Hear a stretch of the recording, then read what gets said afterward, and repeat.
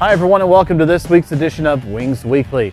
Joining us today will be Coach Anzalone. We'll be talking about games number 1 and 2 that were last weekend against the Austin Bruins, which the Wings fell in. But we do have game number 3 coming up here in the ODI Center on Friday. We'll talk with Coach Anzalone about that next here on Wings Weekly.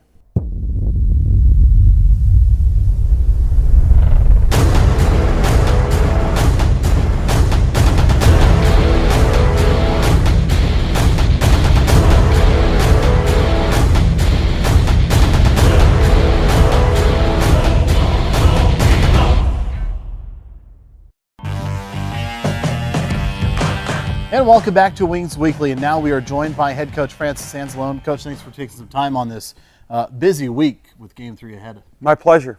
All right, Coach, go back to game 1. Now, we talked last week on Wings Weekly about really being solid on our approach towards Austin. And if you look at the period number 1, talk about an approach. You guys came out firing. Yeah, we did exactly what we intended to do, which was have a quick start to the game. We not only scored the first goal, we scored the first 2 goals. I really liked our first 15 minutes. I thought we played with a killer instinct. We were skating, we were dictating where and how the game was played. We built a nice 2-0 lead. They scored a goal to cut our 2-0 lead to 2-1. We got right back after it, made it 3-1.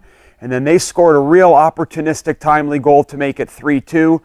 We lost our killer instinct. They developed theirs. They got skating. They had the puck a lot, and they were able to build a 5-3 lead, and we were playing catch-up hockey the rest of the way. We did a real good job cutting their 2-goal lead to a 1-goal lead, to a 1-goal lead 2 times. Right. But we could never get back in the game. And when you're playing catch-up hockey on the road, it's real difficult. When you're playing catch-up hockey on the road against the first-place team in the division, one of the best teams in the league, it's even harder. So some good things in the game, but not enough good things, and that was how she went in game 1. You know, in game 1 and in period 1, 3-1 was the end after one period. Was there a point or something that you saw in Austin that you said, okay, that's what we have to go and attack? Not so much. I think what happened in the second period, they scored a real timely goal. Our defenseman lost his man to the net. They took a shot. It went off his shin pad. He got caught looking down. They beat us to the net and made it 3-2, and then they really got going. Our objective in the second period was to keep playing our game, not lose our killer instinct, keep skating, try to keep Austin off the score sheet. They're a good team. They found a way to capitalize. They really, really woke up at that point. They got quick, timely goals. We made some mistakes and spurts, and that's the thing about a team like Austin. We talked about it. They're quick, they're aggressive, they work really hard, they win puck battles, and when they get the puck and you're napping, they make you pay. That's what they did. We kept plugging. I really like that. We did keep plugging, even to 6-5. I mean, we found a way, and we don't play a lot of those high-scoring 10, 11, 12, 13-goal games, and we found a way to keep going. We couldn't get the game tied again. And that's the way it went in game number 1. All right, Coach, then we go into game number 2. And now going back to that same approach that we had in the first game, was that something you wanted to do? Or did you want to say, you know what, guys, let's try a different approach? Well, you always want to start fast. You always want to score the first goal. The problem is they weren't going to let us off the hook. Right. They knew we started fast in game 1. They weren't going to let that happen in game 2. I actually didn't mind our first shift and a half. And then halfway through our second shift of the game, even though they came out flying, we took a really bad stick penalty and put them on the power play early, and they capitalized. They scored a nice redirect goal, and then they had the puck most of the first period. They didn't outshoot us a ton. They didn't outchance us a ton, but they had way more good looks than we did because they had the puck a lot in the first period. They scored another timely goal late in the first to build a 2-0 lead. And we just couldn't get much going offensively. You have to give them credit. They were aggressive. They were on their toes. They weren't going to let us off the hook. They found a way to keep the puck from us most of the game and obviously win 4-0 and take a 2-0 series lead. Now, just in game number 2, though, I have to assume even over the whole weekend, there had to have been some areas that we were pleased with that we can maybe even build off of for this week, maybe? Well, they had the puck a lot, and we did a good job at times defending and keeping them to the outside and blocking shots and getting underneath sticks in the house. Offensively, we actually had a lot of real good looks in the game, but we weren't able to translate the looks into scoring chances. For me, you have to get a shot on goal for me to count it as a scoring chance. Looks become scoring chances, and scoring chances become goals. Problem for us is, again, we weren't able to generate a ton of shots and make those looks anything more but good looks and good opportunities in the game. But I liked our defending at times. We did a good job below our blue line. I liked some of the looks we got. I just wish we would have had a harder push through. Thing about teams like Austin is they make you defend, they make you play in your own end, they tire you out, you get impatient, you mismanage the puck, and they did a real good job executing their game plan, and we didn't hold them off good enough in game 2. All right, Coach. Well, game number 3 is coming up here on Friday inside the ODI Center. We'll talk about that next on Wings Weekly.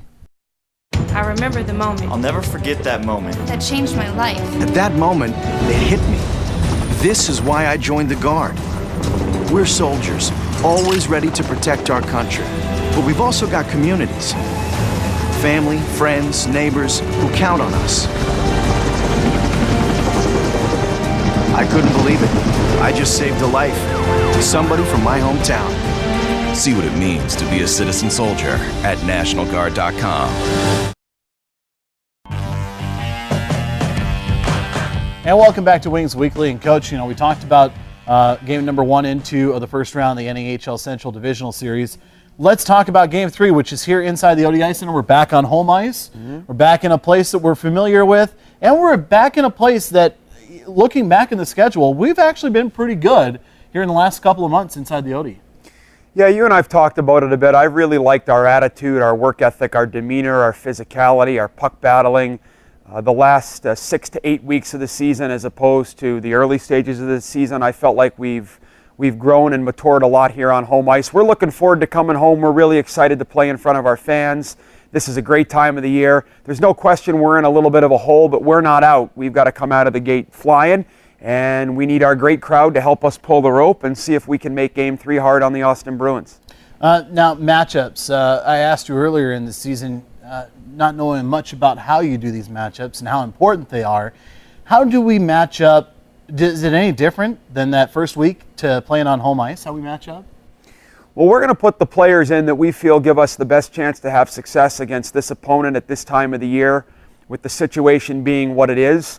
And we've got to put guys in the lineup on Friday night. They're going to work really hard. And I would say that we need guys in the lineup that are going to win puck battles, that are going to skate, going to sprint into the pile. I really can't get past puck battles in this series right now. Everything for us comes from puck battles. When we win puck battles against Austin, we have a chance to transition the puck, to get up the rink and try to be on offense. We have to win more puck battles. They're a determined team. Their players have good hockey strength. They're good in the battles.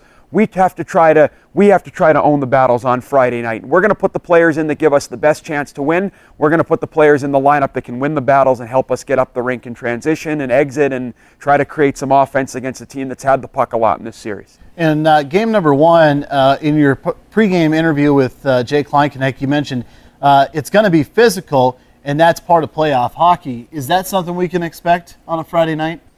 Well, I would hope so. We're going to finish our checks. We need to play real good, disciplined hockey. We can't be taking any of those stick penalties that you and I have talked about before.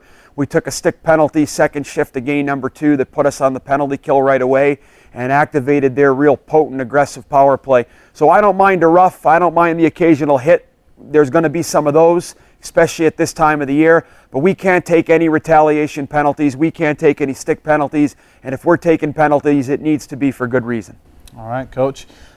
Game number 3 is coming up here inside the ODI Center. And, Coach, we wish you guys the best of luck on game number 3.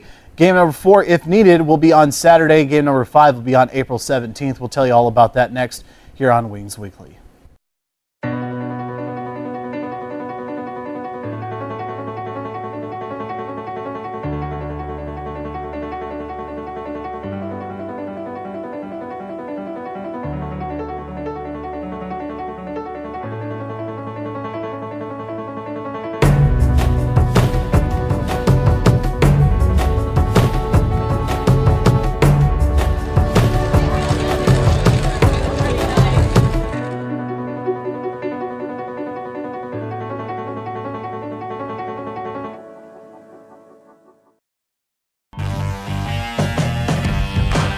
And a big thanks to Coach Anzalone for joining us on this week's edition of Wings Weekly. Coming up Friday, we do take on the Austin Bruins here inside the ODI Center.